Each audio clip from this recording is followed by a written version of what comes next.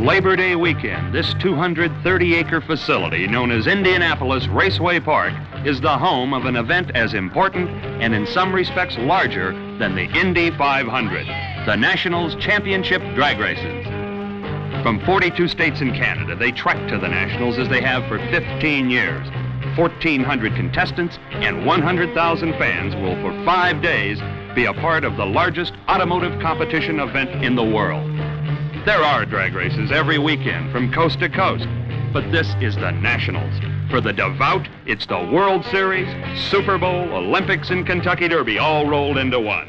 Long lines start forming early in the week, and inspection continues until class runoffs. No Nationals entrant escapes a thorough pre-race technical inspection. There's 102 official classes of competition. The rules are explicit and enforced to the letter. With this volume, there is bound to be rejections and panic situations. What to do when you're 1,000 miles from home and the tech boss says changes must be made? For the trailer that took such a beating getting you to Indy is going to need healing if it's to get you home. That's when the Hurst Safety Center looks as good as an oasis in the desert. Of the many contributions Hurst Performance is making to drag racing, the Hurst Safety Center at major NHRA events is probably the most appreciated by competitors. Staffed by over 30 Hurst-trained experts, this Hurst Aid Center can fill most any prescription. Cutting, welding, grinding, drilling, supplying a hard-to-find bolt or clamp, figuring out how to add a little weight to make just the right class.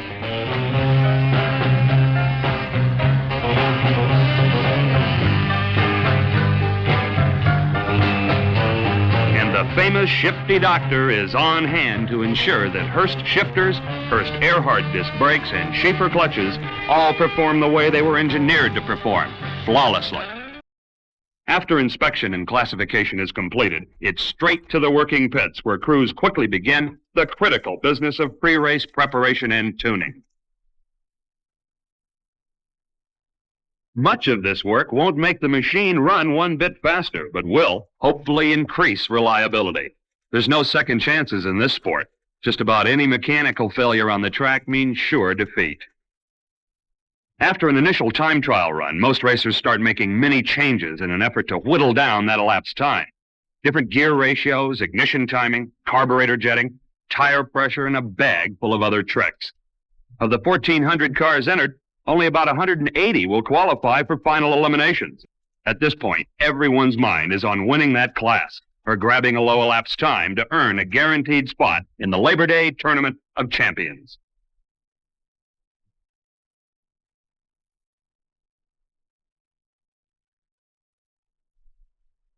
As qualifying begins, the Nationals scene is suddenly transformed into an almost psychedelic kaleidoscope of action.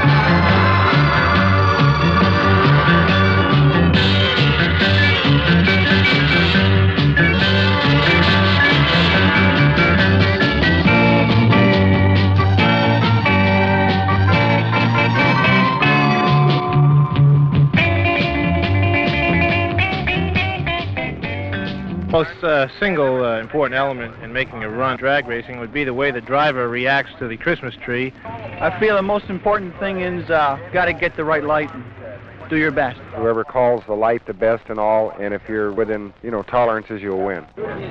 Move first and still have a green light. The most important element in racing would be your alertness. Be able to run 1/10 of a second under the record. That'd be the fastest you can run without running out of the bracket. The Christmas tree is the unbiased starting line judge. A countdown of second intervals gives drivers fair warning of the impending green. A too soon leave draws a red light and disqualification during eliminations. On the surface, driving a drag racing machine might seem as simple as a highway cruise. Not so. Staging and starting properly takes skill and uncanny reflexes. Throttle and clutch must be coordinated perfectly. Too much throttle and the tires spin freely in a smoky display of wasted horsepower. Too little horsepower and the engine bogs or sends its mount up into a nerve-shattering wheel stand, which could mean a stretch in Hurst aid for chassis repairs. A combination of phenomenal traction, perfect atmospheric conditions, and the nation's hottest cars and drivers produced 4 days of qualifying such as the sport has never seen before. As elapsed times dropped lower than the wildest predictions, more nitro was the battle cry, and huge doses of the potent nitromethane fuel got the job done. But not without heart-stopping engine explosions. Flaming supercharger explosions filled the air with debris on several occasions during the heat of qualifying.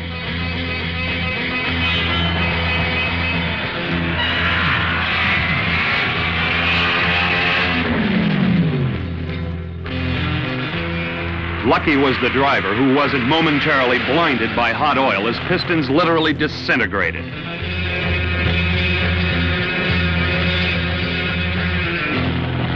An alert starting line crew often spotted trouble before it happened.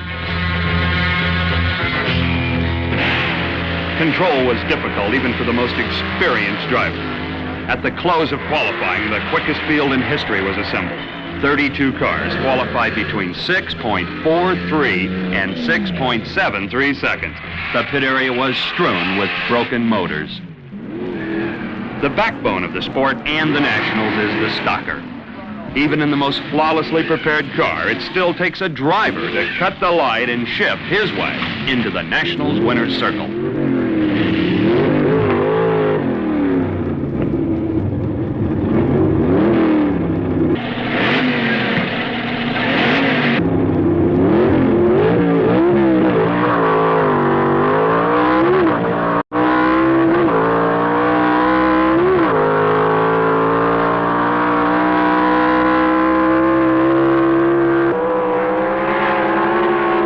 Many look like daily transportation cars. Plenty of hours and dollars have been devoted to their preparation. Of the hundreds entered, only class winners get a berth in the elimination finals.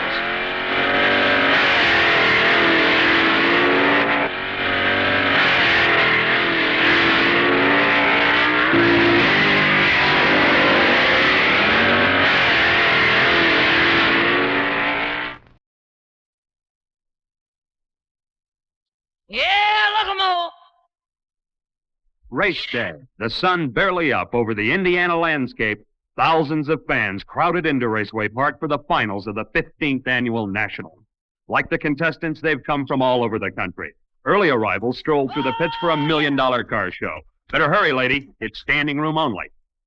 Drivers and crews joke about the trade paper forecast, but the tension is quite evident.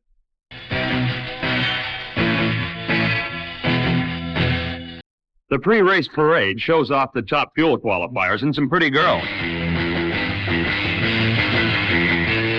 A publisher from Ohio. Horse breeders from Virginia. Miss Hurst Golden Shifter. The Nationals Queen. And even a king, Big Daddy Don Garlits himself. 7 national champions will be crowned this day. Outstanding race highlights leading to the finals demonstrate the type of action the fans have come to see. And Funny Car Eliminator had them up and cheering their favorites. That's Speed King Mickey Thompson pouring the traction-improving bleach down for driver Danny Angayas.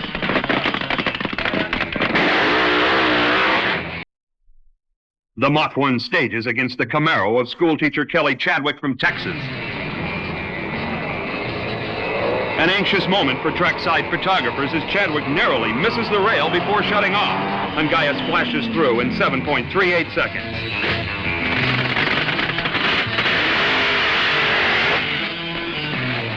Chevy fans are backing Bruce Larson of Pennsylvania. He's drawn the quickest car of the meet, Don Schumacher's Barracuda from Illinois. Schumacher's engine expires while Larson charges to a great 735, 192-mile-per-hour win, and the crowd loves it. Connie Kalita's Bounty Hunter Mustang now tangles with Californian Rich Sarunian, wheeling Big John Masmanian's Candy Apple Barracuda. Ford Cammer versus Plymouth Hemi. A tremendous hole shot by Michigan's Kalita, but the Barracuda is charging on the other end, and it's Big John moving to the semifinals by a headlight, 753, 199. Top Fuel, round one. Don Garlitz meets Benny Osborne. The defending national champ from Florida accidentally shuts off his motor while moving to the starting line, leaving Osborne a solo blast.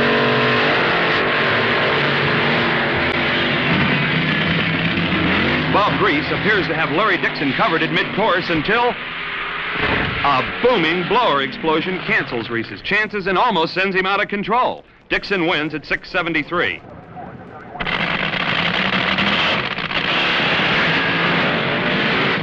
Out of the burnout box in round three comes East Coast champ Tom Rayleigh to meet Steve Carboni.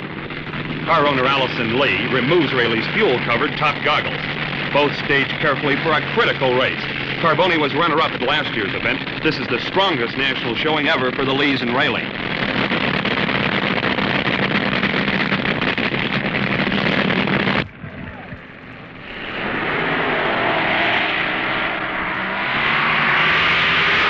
Carboni blows his engine at the finish. Rayleigh wins 651 to 654.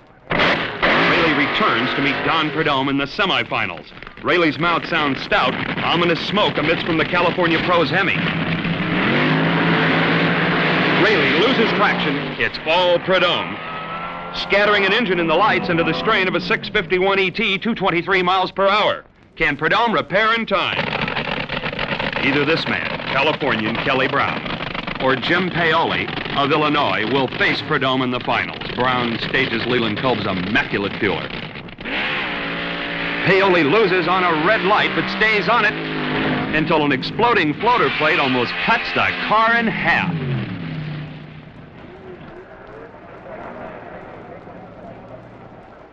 Emergency crews are on the scene before Paoli even stops rolling.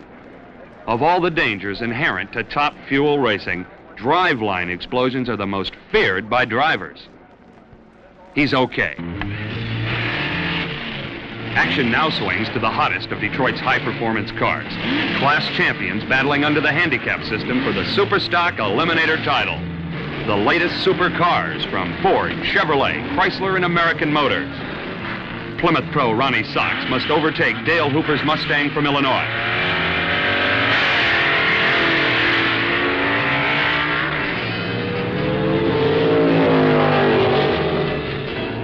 It's the Hemi Barracuda at 1043, 122.61. Dodge mainstay Dick Landy moves to the line to face the East Coast Ford challenge of Charlie Johnson.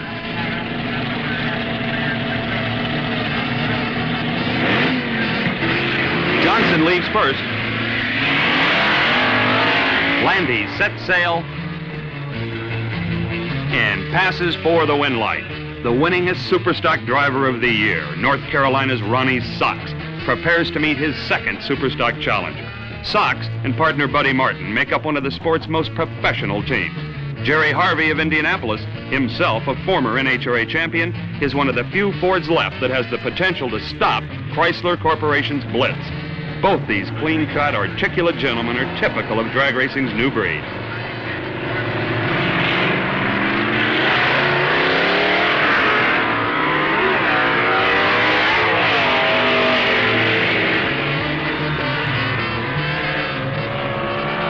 Ronnie Sox from behind at 10:55, 120 miles per hour. Plymouth's newest full-time pro, Don Grother of Oklahoma City, pits his automatic Hemi Barracuda against Southern Californian Wiley Cossey.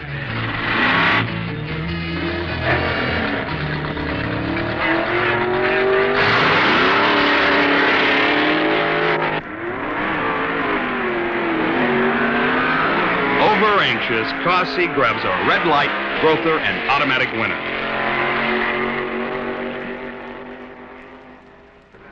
Sox is back in the semifinals to face the Midwest's toughest, Ron Mancini's Dodge. Ronnie has to go all out and wins at 1040, 132 miles per hour. Funny Cars semifinals. Rich Cerronian dons his breather mask to face the Nationals' fastest funny car from Louisiana, Candies and Hughes, with Leonard Hughes in the cockpit. Both drivers are ready, and the crowd knows this will be a classic.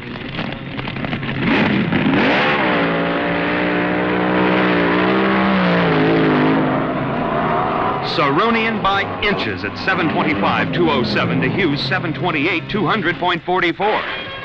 Chevy fans hope Bruce Larson is up to the challenge issued by Danny Ungaius in the mock line. Ungaius screams out of the bleach.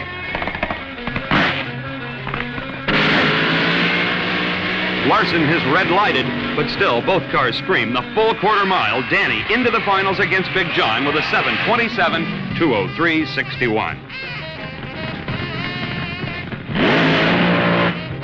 Nationals action moves to the spectacular Super Eliminator category. California's legendary Pure Hell AA fuel altered moves up under the capable control of Rich Guasco. 1,500 horsepower of Fuel Dragster engine in a short wheelbase roadster. A real challenge for the best handler. Leaving first on the handicap start will be the gas-burning roadster of Ron Ellis from Michigan. Let's ride with Pure Hell.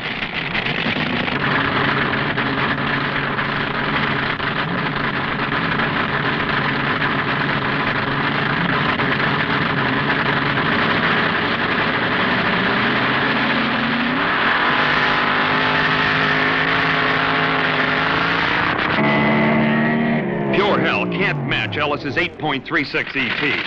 Hall stage, defending champ meets Ohio George Montgomery's blown Mustang.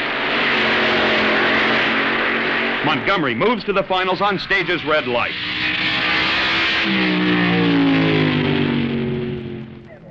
The winner in this one faces Montgomery in the finals.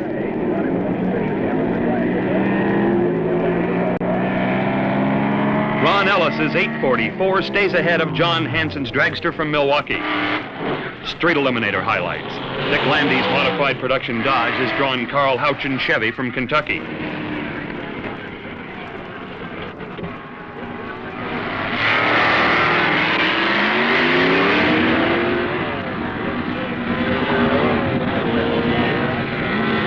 Landy catches up and wins at 1082, 127 miles per hour.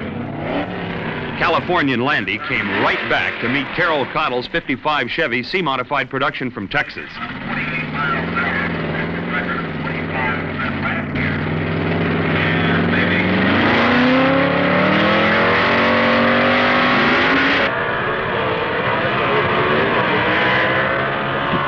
Landy encounters difficulties, and the talented Texan wins at 11:52, 115 miles per hour.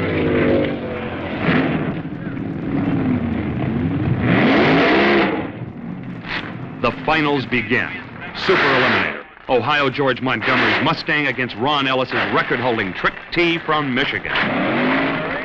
Overhead Cam Ford versus blown Hemi Chrysler.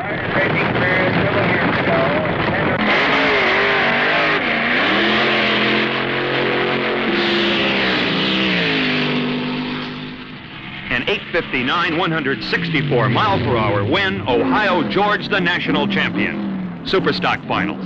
Can Dave Wren of Missoula, Montana stop Ron Sox from winning his second consecutive NHRA title?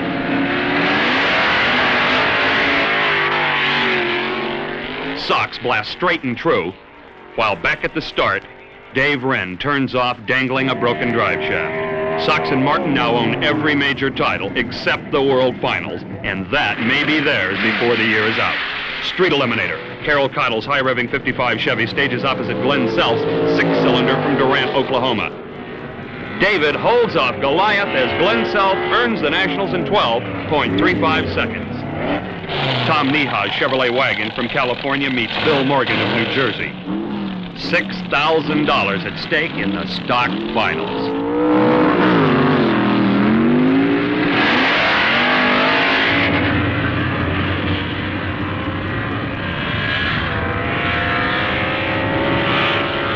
Notice something peculiar at the finish? Let's look in stop action. As they near the finish, Neha appeared to be the winner until he jammed on the brakes inches before the finish line, giving the win to Morgan. Why? Only Tom Neha can answer that one. Big John's Barracuda against Mickey Thompson's Mustang in the Funny Car Finals.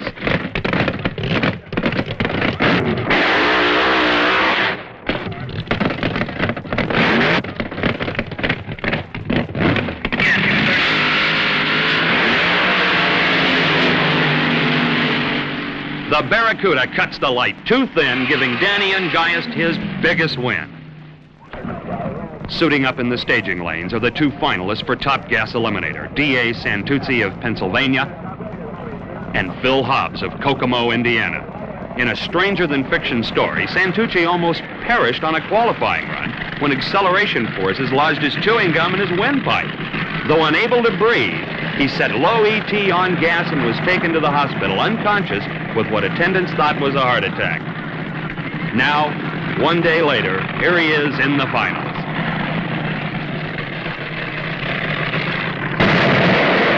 Hobbs red lights. Santuzzi knows he's the champ and flashes the victory sign. What a story. A one-hour rain squall has given Don Prudhomme ample time to install a new engine for the Top Fuel Finals. Kelly Brown hopes to change his bridesmaid status right here and now. Both are from California and both utilize late-model Hemi engines from the Chrysler Corporation. A 50-mile-per-hour push start brings the monsters to life.